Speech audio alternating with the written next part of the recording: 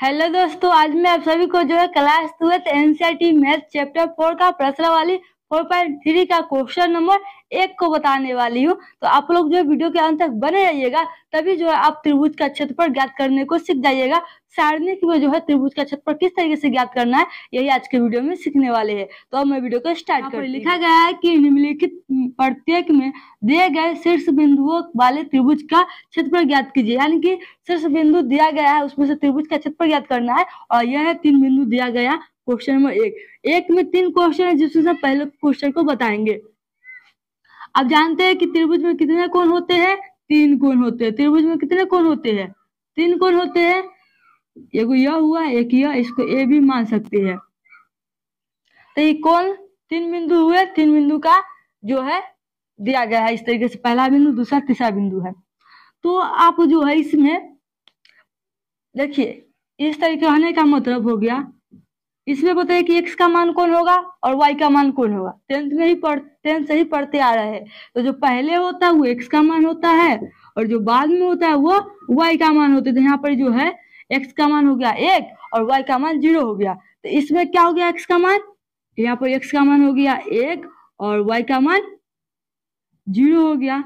तो 3 को बिंदु है, तो हम इसको x1, x2, x3 निकालेंगे। 3 को बिंदु है, तो इसलिए x1 हो जाएगा, y1 हो जाएगा, यहाँ पर x2 हो जाएगा और x3 हो जाएगा। इस तरीके से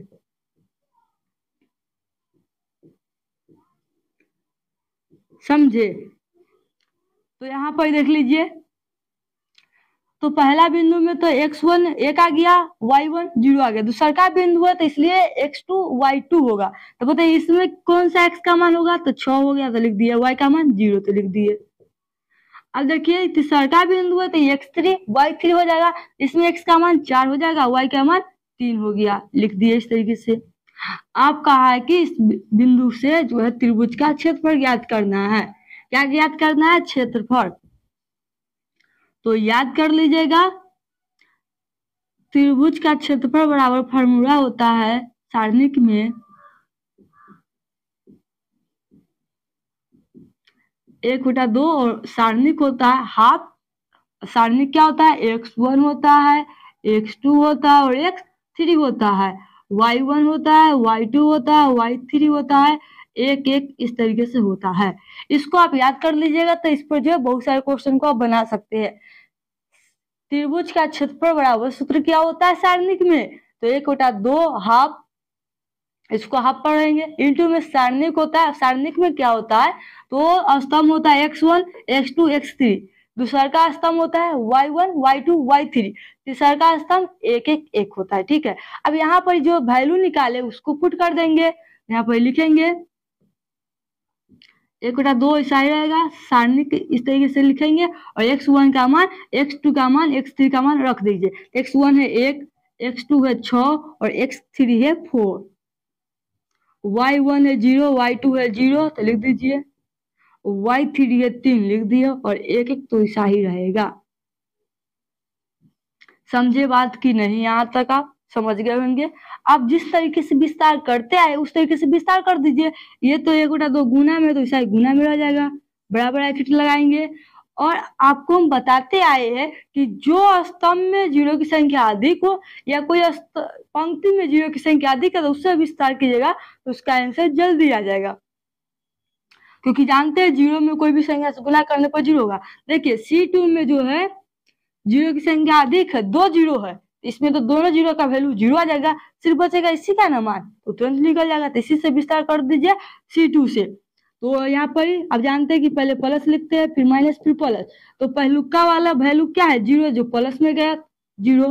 दूसरा का वाला वैल्यू 0 है, वो माइनस में गया। ये दोनों का मान तो 0 ही आ गया, निकालिएगा तो फिर 0 आएगा। तीसरा का में प्लस, तो तीसरा का वैल्यू क्या है? 3, तो 3 क्या आएगा? प्लस में, इंटू देंगे।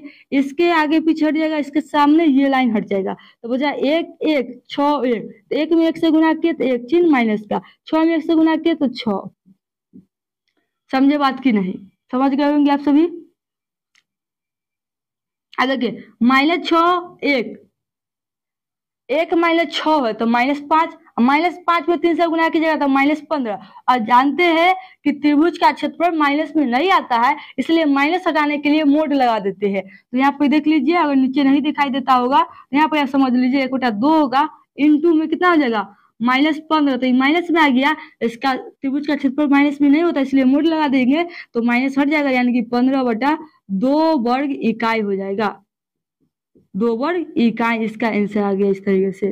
तो इस तरीके से जो है बाकी क्वेश्चन का आप हल कर सकते हैं। तो इस तरीके से हम जो है बिंदुओं की सहायता से त्रिभुज का क्षेत्रफल ज्ञात करते हैं।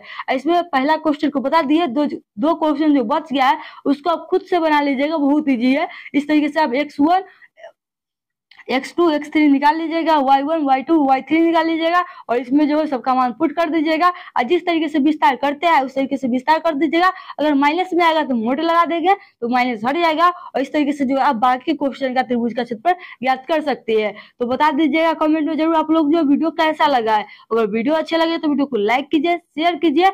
यदि आप लोग जो है मेरे चैनल पर न्यू है तो इस चैनल को सब्सक्राइब जरूर कर लीजिएगा। और वीडियो कैसा लगा कमेंट में जरूर बताएं।